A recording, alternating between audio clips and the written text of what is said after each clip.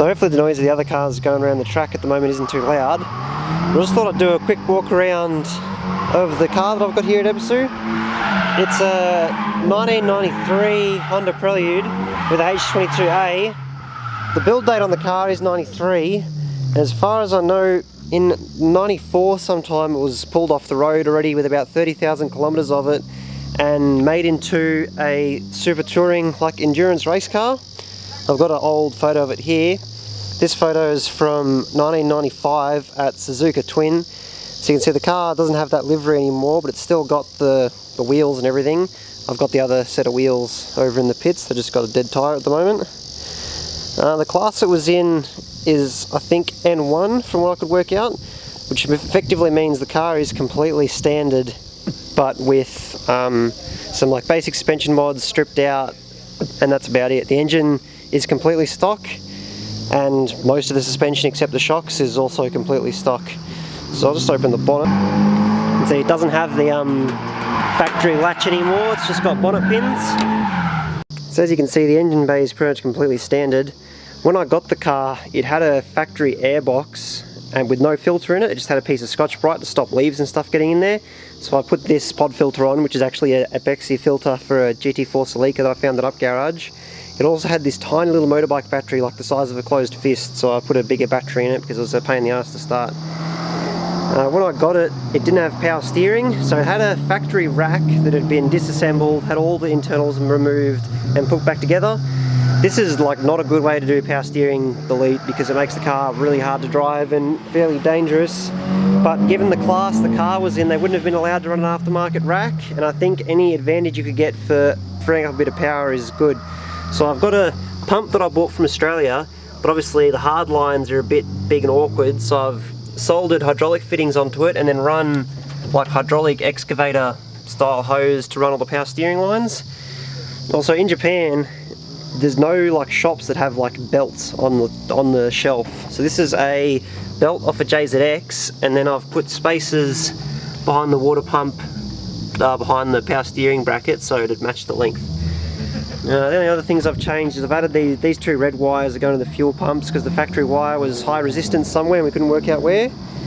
Other than that, you can see it's completely standard. And one of the other things is for the class it was in, you had to have a factory exhaust manifold.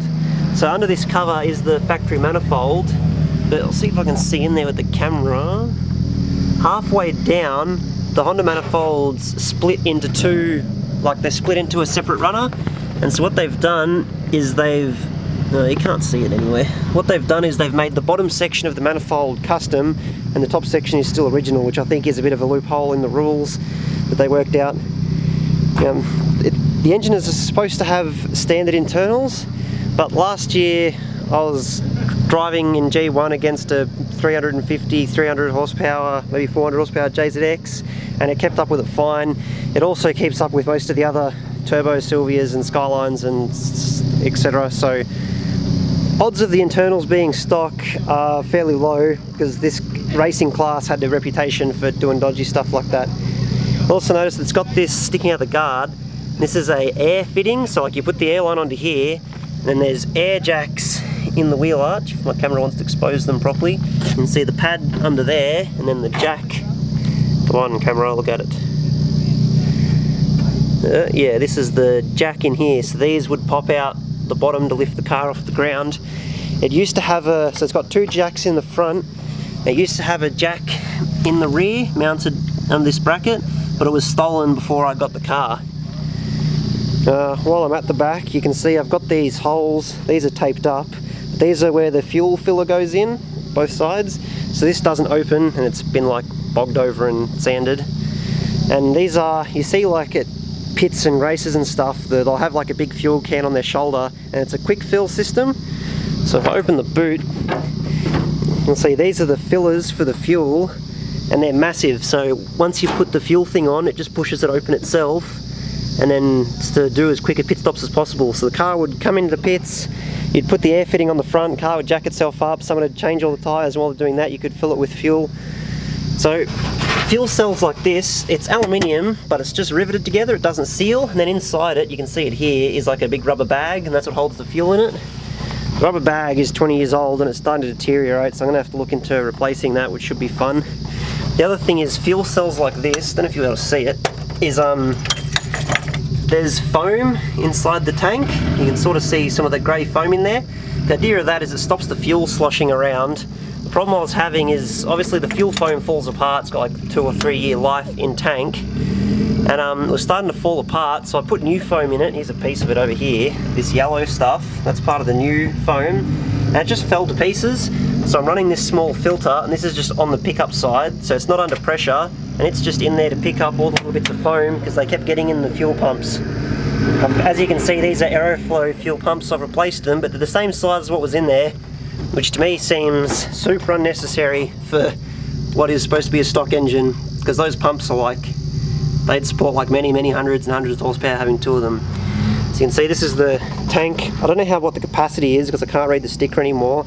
The most I've put in it's about 120, 130 litres in one fill up. And inside this tank is a small surge tank. That is picked up. I'm no longer using the little surge tank inside because I was having problems with it. So this is just a hose hanging in the tank. It's picked up from there, goes through the filter, through the first fuel pump, and then it's fed into this second surge tank. That second surge tank is picked up by the other pump and then fed to the front of the car, and then the return line comes back and drains back into the tank.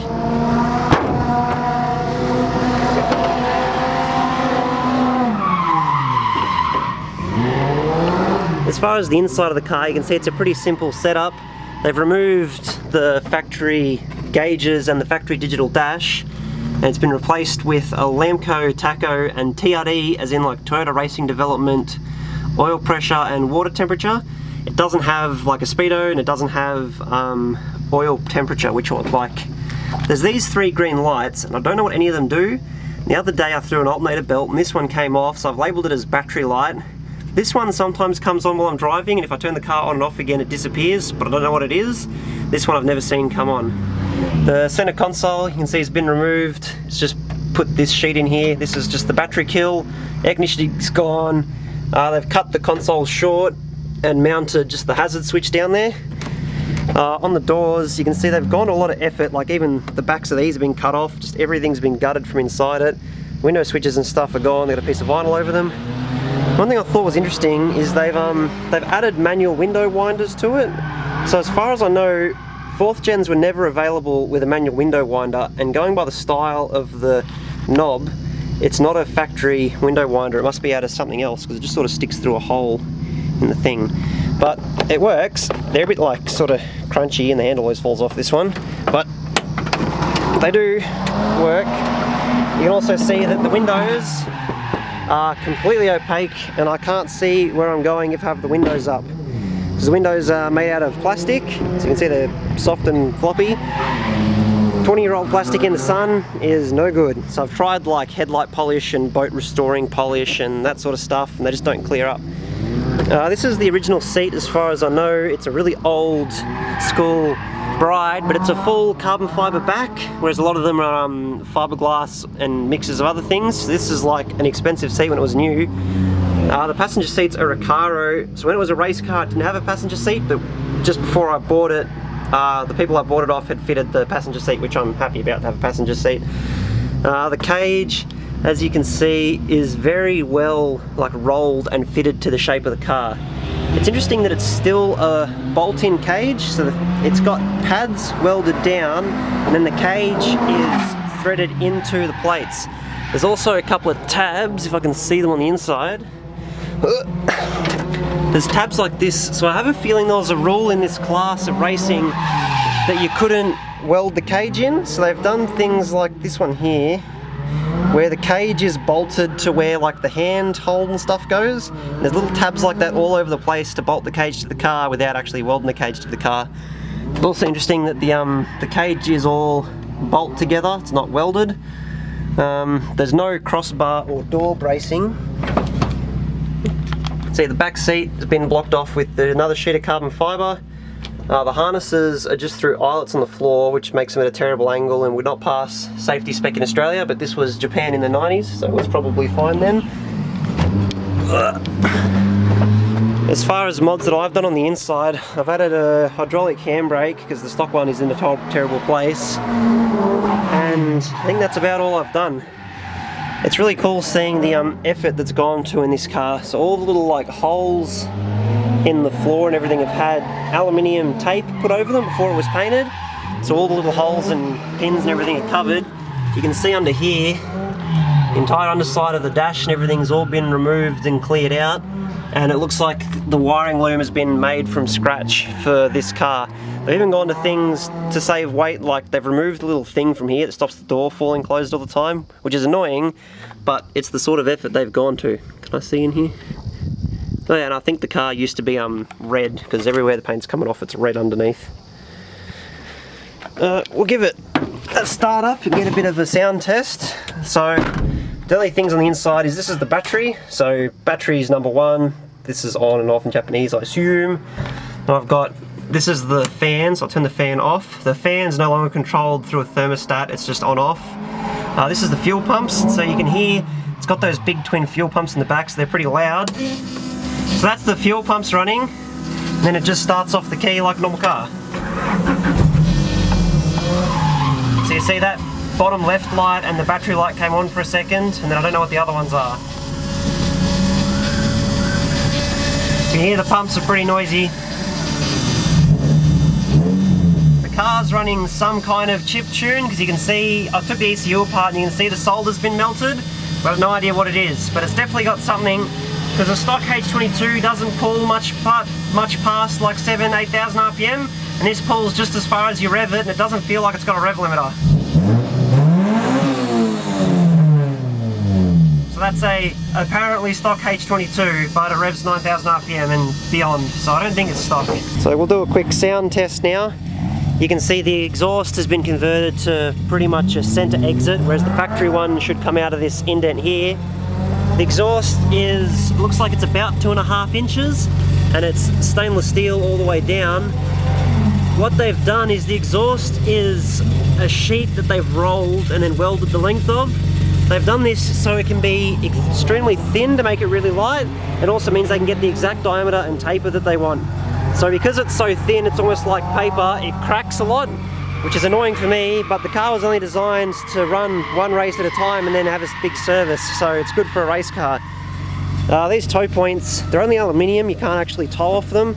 I tried to tow off the front one, it just came off, so I'm assuming they're there to match another rule and you can't actually use them. They're just there to fill the rules and be as light as possible.